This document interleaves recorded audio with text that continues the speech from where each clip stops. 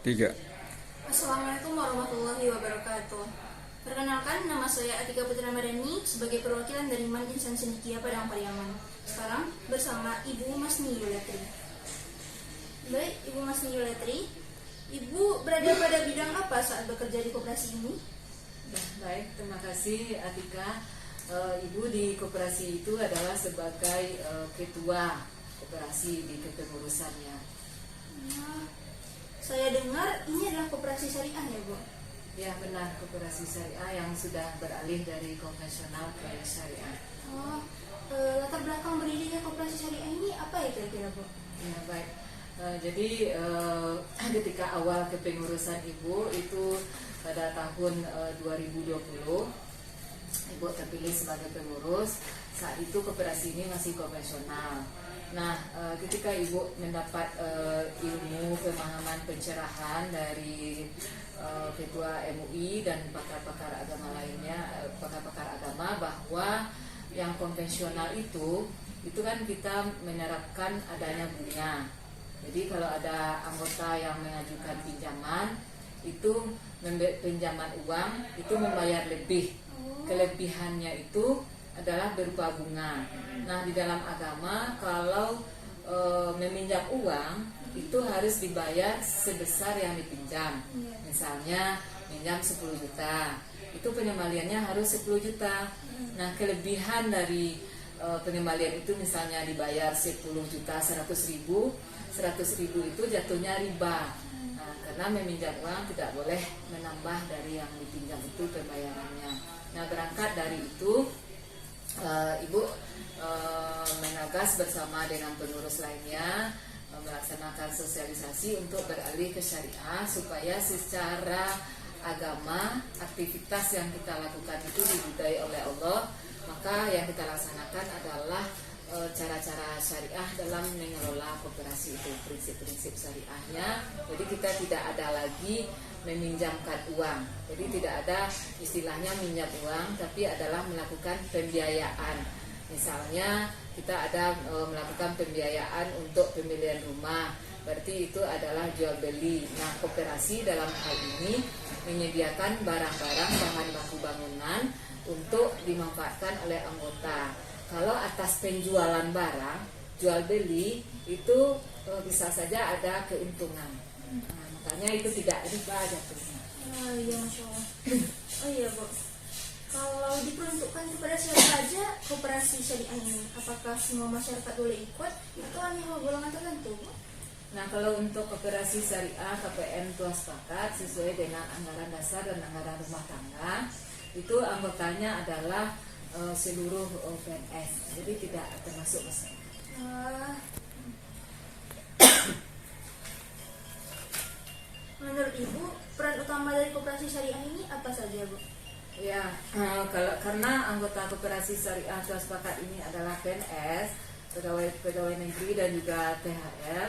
Nah, tentu ini sangat berperan dalam membantu penyediaan kebutuhan dari anggota sesuai dengan prinsip koperasi dari anggota, oleh anggota, dan untuk anggota, yang pada akhirnya adalah meningkatkan kesejahteraan anggota.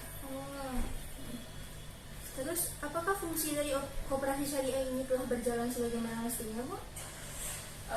Koperasi syariah telah sepakat karena baru beralih 2020. Memang kita secara 100% mungkin belum maksimal, tetapi secara bertahap, berangsur-angsur kita berusaha menyempurnakan terus, sehingga akhirnya kita berharap bisa menerapkan secara maksimal untuk koperasi syariah. Untuk sekarang, kira-kira berapa jumlah anggota yang telah berada di koperasi syariah ini? Ya, alhamdulillah dengan adanya beralih dari konvensional ke syariah itu meningkatkan jumlah keanggotaan. Jadi respon dari pegawai negeri dan THL dengan adanya syariah ini meningkat keanggotaannya yang semula dulu hanya 500 orang. Sekarang dengan syariah anggota sudah menjadi 651 orang. Oh, Masya Allah. Terus kenapa orang-orang mau berpindah ke koperasi konvensional ke koperasi syariah? Menurut Ibu, apa sih alasan terbaiknya itu? Ya, baik.